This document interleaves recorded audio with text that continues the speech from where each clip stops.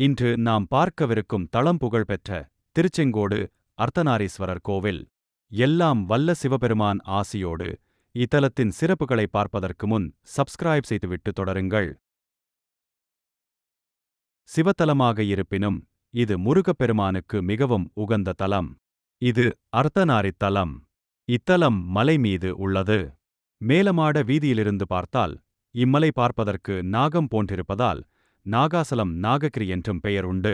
கோயிலுக்குச் செல்ல மலை மீது 1200 படிகள் ஏற வேண்டும். படிகட்டுகளில் பாம்பு உருவங்கள் உள்ளன. ஓரிடத்தில் நீளமான 20 அடி பாம்பு வடிவத்திலேயே ஏறும் வழி அமைந்துள்ளது. இத்தலம் பற்றிய குறிப்புகள் சிலப்பதிகாரம், தேவாரம், கந்தர் அனுபூதி, கந்தர் அலங்காரம் முதலியவைகளில் உள்ளன. செங்கோட்டு வேலவர் அழகு முளிரும் நின்ற திருவுருவம் கொண்ட முருகப்பெருமான் வள்ளி தேவசேனை உடனுறையவராக உள்ளார். இறைவன் வெள்ளை பாஷாணத்தால் ஆன சுயம்பு மூர்த்தி. உளி படாதத்து விடங்கம். அடியில் சத்துரபீடம்.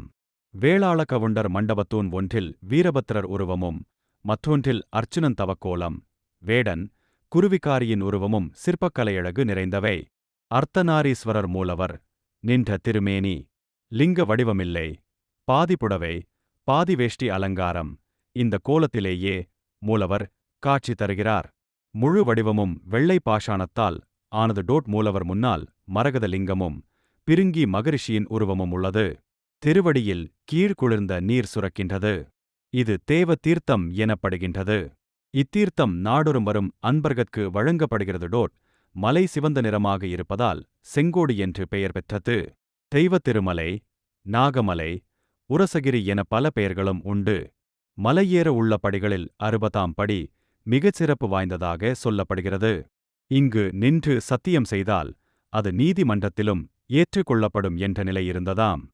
கேதாரகரி மரகத லிங்கத்தை பூசித்து இறைவனின் பாகத்தை பெற்றதாக வரலாறு.